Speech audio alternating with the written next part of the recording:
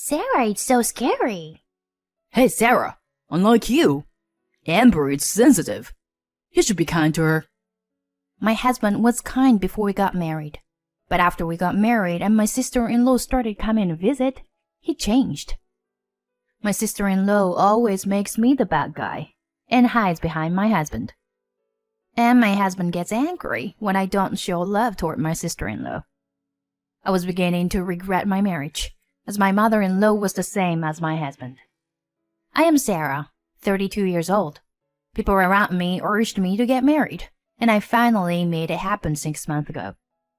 I usually work for a company and live with my husband, Mason, who is 3 years older than me.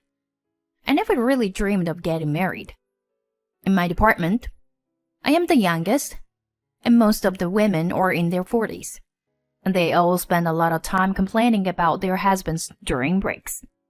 Some are divorced, and some are single mothers who are having a difficult time. To me, marriage felt like a curse that would tie me down for life. So when Mason and I were dating, I didn't even hint that I wanted to get married. And it was just enough for me to go on a date occasionally. Because once you're married, you're going to see what you don't like about the other person, whether you like it or not. After about 3 months of marriage, feeling a bad vibe, and now that it has been 6 months, the thoughts of divorce was on my mind. The reason I started thinking about it was because Mason's sister, Amber, my sister-in-law. Mason and Amber are 7 years apart, and I think she is 28 now. My in-laws and Mason must have loved or spoiled Amber a lot. She's quite the spoiled brat. Mason had bragged about having a cute little sister many times since we were dating. But I just thought he simply loved his sister at that time. And it never occurred to me that he was attached to his sister. But I think I saw a glimpse of it during our wedding greetings. Even though we were to talk about our marriage, my mother-in-law kept talking about Amber. You know, Amber loves her older brother and a very sweet girl. If you have a fight with Mason, you should call Amber. She'll solve it right away. Mason nodded his head in agreement with his mother, and for some reason he looked very proud. Amber looked a little embarrassed, but when my mother-in-law praised her, she smiled happily. My father-in-law looked ashamed and bewildered, but seemed to just let it happen. I thought to myself that she must have been the youngest and most spoiled child in the family. I thought that when I got married, I would live separately from my in-laws, and that I would inevitably be separated from Amber as well. However, I was wrong. Amber used to come to our house once every 2 weeks when we first got married. But the frequency of her visits has increased to once every 3 days now. She always came when Mason was home on say, "Mason!" and hugs Mason like a child. He would pat her head gently and said, Oh, Amber, you can't help it, can you? I'm married now, so no more for you. He says no, but he doesn't mean it.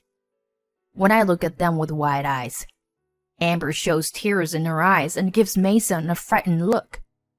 Sarah, it's so scary.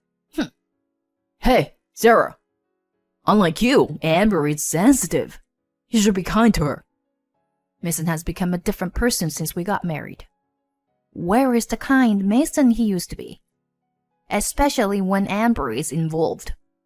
He becomes nervous, like a mother cat protecting her child.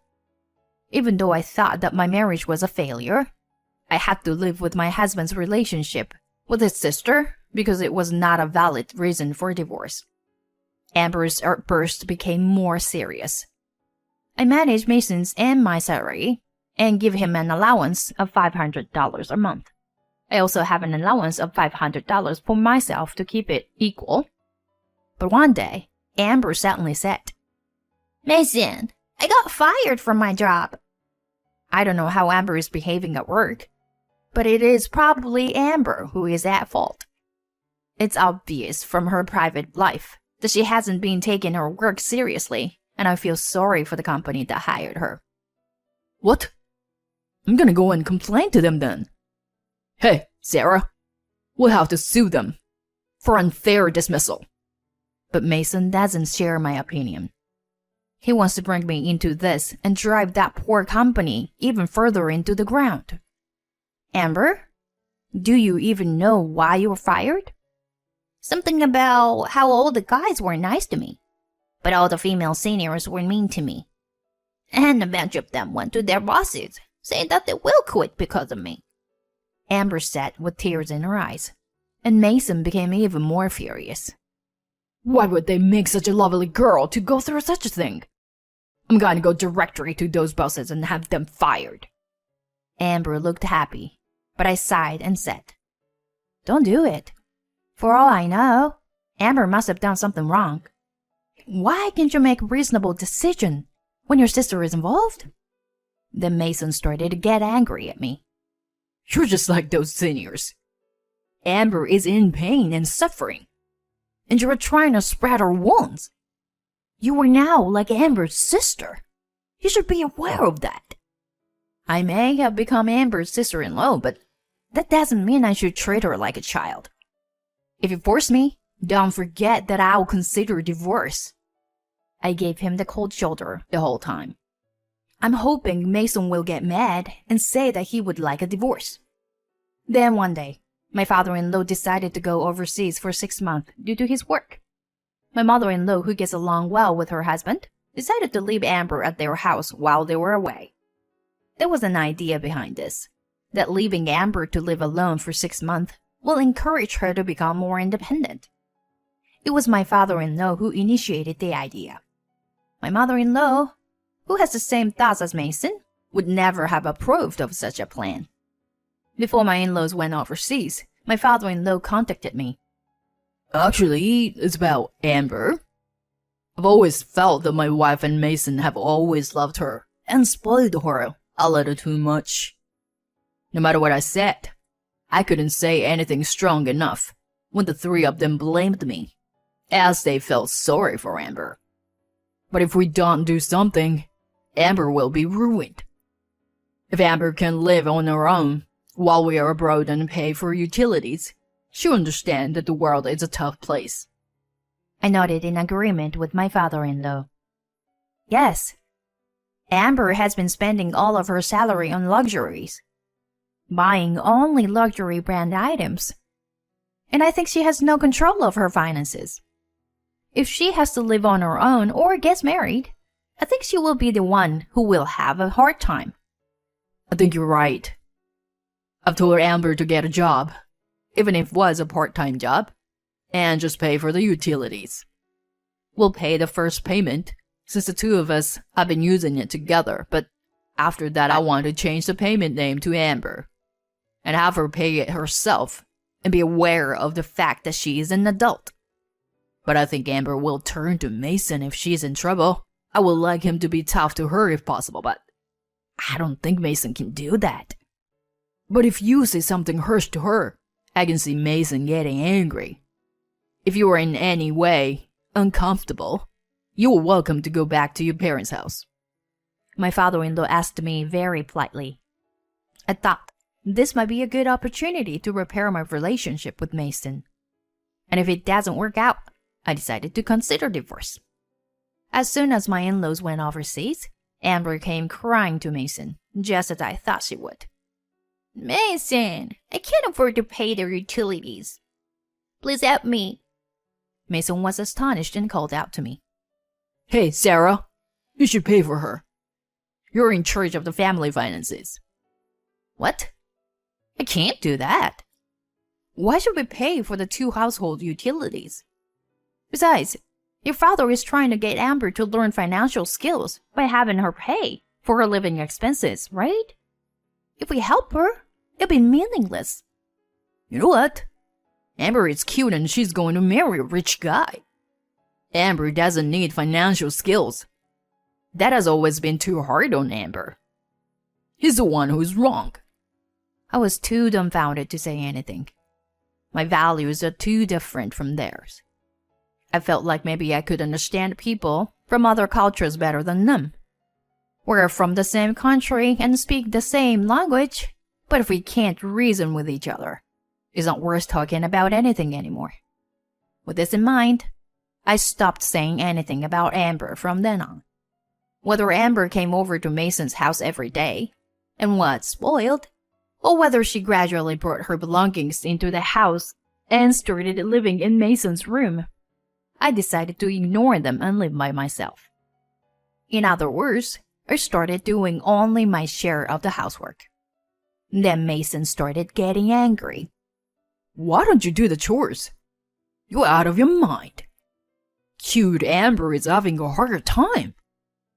No, I'm the one who is having a hard time.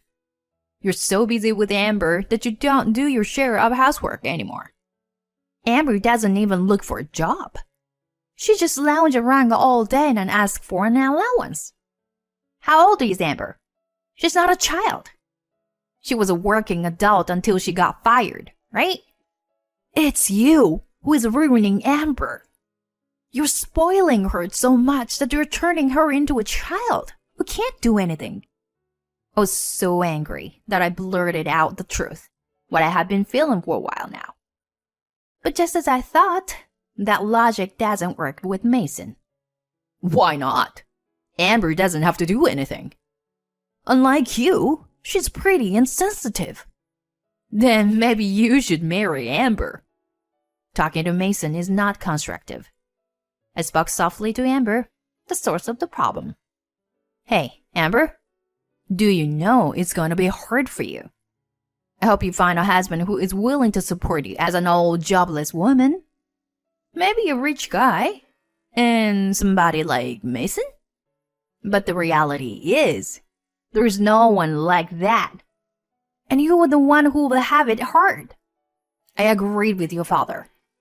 And I want you to be independent. If you want to stay with us, you're going to have to pay for staying here. If you don't want to do that, then you will have to do all the housework. If you don't want to do that, then go back to your parents' place. You have to be able to earn your own money, at least for utilities. And if you want us to help you, we'll help you at least a little. The only person who can say no to this and no to that are children who are in that kind of phase. Don't you understand that you've been troubling me all along? I said with a smile. But Amber started crying and went to hug Mason again. Mason is constantly berating me and preventing Amber from being independent. After that, I decided to live my life, ignoring these siblings. 2 months after my in-laws went overseas, I received a payment slip for water and utility bills. The mailing name was in Amber's name, but the address was ours. I put them on a table and left them there. I even received a notice that the water supply would stop if the payment is not made. My parents-in-law's house is probably without electricity or gas. After a while, the water supply will be shut off too. It's not mine, so whatever. I decided to ignore everything and leave Amber to my in-laws when they come back. I thought this would make my mother-in-law understand what was the problem. After that, I tried to visit my friend's house as much as possible because Mason and I would fight whenever we saw each other. When I talked to the senior staff at work, they supported me and said that they will be there whenever I'll have to get a divorce. They told me that I should make a record of conversations and that I should keep a diary, which I immediately decided to do. And now it's been 6 months since my in-laws went overseas. The day they returned home was a holiday, and Mason and Amber had gone somewhere, so I was home alone for the first time in a while. Just after noon, the doorbell rang at the apartment.